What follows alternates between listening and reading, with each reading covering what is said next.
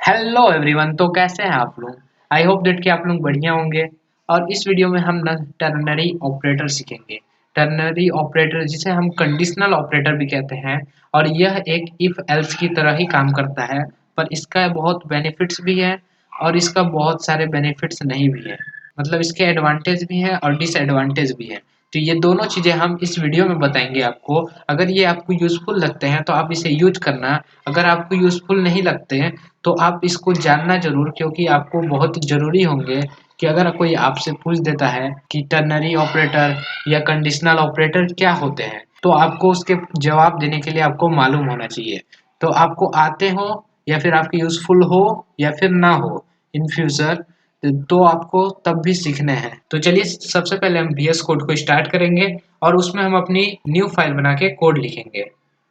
तो हम अपने VS कोड में आ चुके हैं। जैसा कि आप देख सकते हो कि हमने लास्ट वीडियो में इवन और ऑड नंबर, यूजर के द्वारा नंबर दिए गए नंबर को हम चेक करते थे और उसको बताए थे कि इवन है कि ऑड है।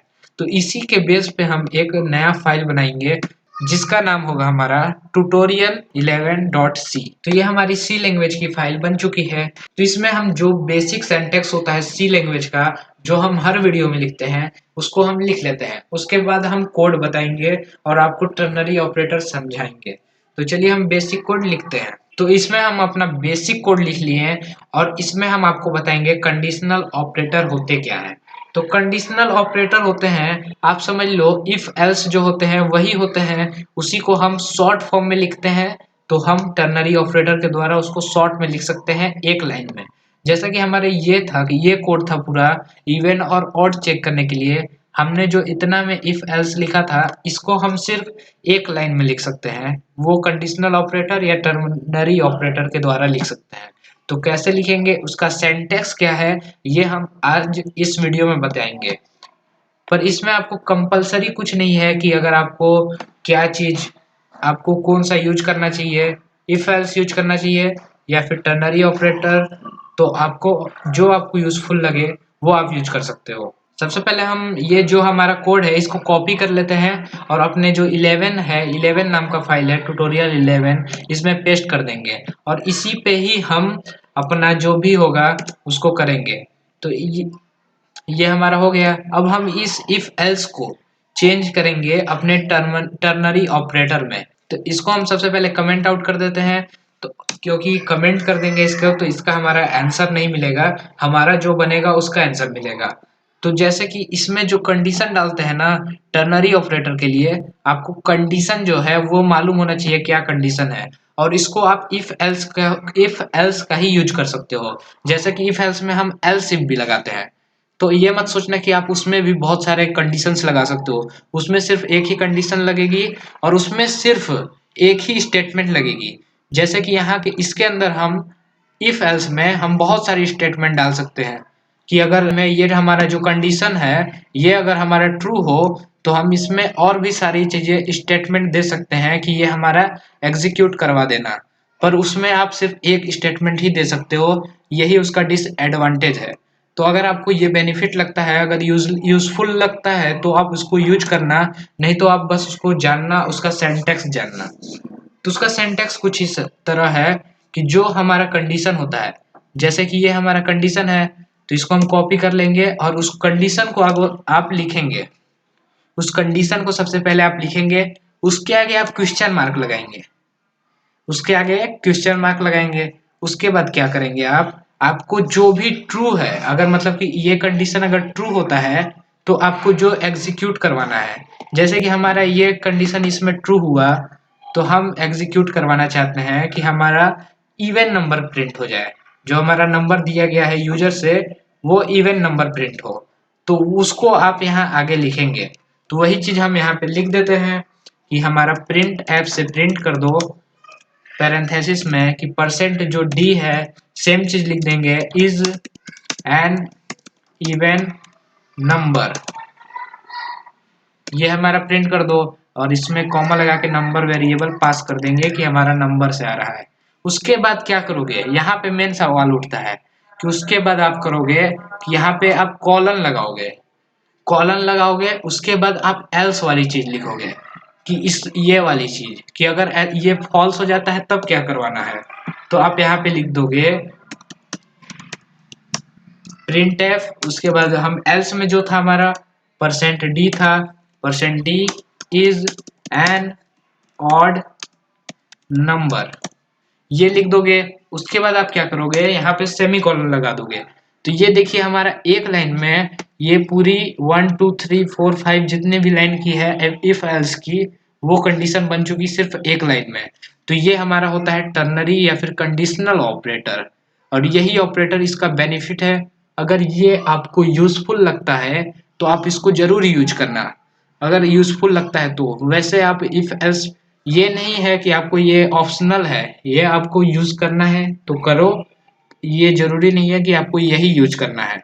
आप इफ एल्स भी कर सकते हो अगर वो आपको अच्छा लगता है तो। पर ये आपको जानना बहुत जरूरी है कि अगर सबसे पहले आप कंडीशन लिखोगे, उसके बाद क्या करोगे कि आप एक क्वेश्चन मार्क लगाओगे। मतलब आप ऐसे ही पूछो ना कि हम कंडीशन दे रहे हैं, उसके बाद क्वेश्चन मार्क, ये कंडीशन के आगे क्वेश्चन मार्क लगा देना है। ट्रू होता है, ट्रू होता है तो आप जो प्रिंट करवाना चाहते हो या फिर दिखलाना चाहते हो या फिर जो भी चेंज करना चाहते हो वो लिख दोगे, और एक बीच में सेमी कॉलन नहीं लगाओगे, कॉलन लगाओगे। अगर फॉल्स पे जो देना चाहते हो वो दे दोगे। हमने यहाँ पे एक मिस्टेक किया है, हमारा आंसर रॉन्ग आ सकता है क्योंकि हमने यहाँ पे नंबर वेरिएबल नहीं पास किया है। अगर वेरिएबल नंबर नहीं पास करेंगे तो वो कोई भी अननोन नंबर ले लेगा जो कि हमारे लिए गलत होगा। तो ये हमारा हो गया। तो अब हम इसको सेव करके रन करेंगे कि हम लोग का इवन और ऑड सही आ रहा है, ये कंडीशनल ऑपरेटर द्वारा। ये हमारा दूसरा ऑपरेटर है, कंडीशनल ऑपरेटर है। तो सबसे पहले इसको हम सेव करते हैं और यहाँ पे रन कोड करेंगे। जैसे हम रन करेंगे तो हमारा एंटर द नंबर मांग रहा है, एंटर द नंबर। मान लीजिए हम डालते हैं 5, 5 इज एन ऑड नंबर, मतलब ये भी वर्क कर रहा है सेम। फिर करेंगे 89, 89 इज एन ऑड नंबर। फिर करेंगे 66, 66 इज एन इवन नंबर। मतलब ये तो हमारा फिर से अच्छे से वर्क कर रहा है। अगर आपको कोई डाउट होती है तो हम इसको कट भी कर देते हैं, ये इफ एल्स हटा देते हैं, हम सिर्फ इससे रन करवा रहे हैं अपना सिंपल ये टर्नरी ऑपरेटर से। एक लाइन में हमारी हो जा रही है। पर इसका आप ये चीज याद रखना, सिंटैक्स याद रखोगे क्या सिंटैक्स है, और उसके बाद आप याद रखोगे कि इसमें सिर्फ एक ही स्टेटमेंट दे सकते हो, एक स्टेटमेंट से ज्यादा आप नहीं दे सकते हो। यही इसका डिसएडवांटेज है। और इसका एडवांटेज ये है कि आपको एक बार में एक लाइन में ही आपकी पूरी 3 4 लाइन की कवर हो जाती है। तो ये हमारा कंडीशनल ऑपरेटर का बेनिफिट है, एक ऑपरेटर है। तो इसको आप यूज करना तो थोड़ा बहुत आपको आ जाएगा। पर मैं ये नहीं कहता हूँ कि आप इसको ही यूज करो, क्योंकि ये उतना यूजफुल है नहीं। क्योंकि अगर आपको 2 स्टेटमेंट लिखना पड़ा तो आप क्या करोगे, आपको इफ एल्स में आना पड़ेगा। इसीलिए मैं कहता हूँ इफ एल्स ही यूज करो, वो अच्छा है, सबसे अच्छा है इफ एल्स। तो इसको हम सेव करके रन करके आपको फिर से दिखला देते हैं। यहाँ पे हम लिखेंगे 88 इज एन इवन नंबर, ये इवन नंबर बता रहा है। 189 इज एन ऑड नंबर। ये सारी चीजें हमारी सही बता रही है। और नेक्स्ट वीडियो में हम और भी बहुत मजेदार मजेदार ऐसी कंटेंट लाने वाले हैं, ऐसी ही प्रोग्राम लाने वाले हैं। तो आप बने रहें ऐसी वीडियो में, और ये सारी चीजें आप सीख लीजिए। प्रिंट एफ, स्कैन एफ, इसका कैसे यूज करते हैं और इसका सिंटैक्स क्या होता है, तो आपको वीडियो को बहुत अच्छे से समझ में आएगा और आपको कहीं पे भी दिक्कत नहीं आएगी। अगर आप इफ एल्स नहीं समझोगे तो मुझे बार बार आपको हर प्रोजेक्ट वीडियो में इफ एल्स सिखाना पड़ेगा।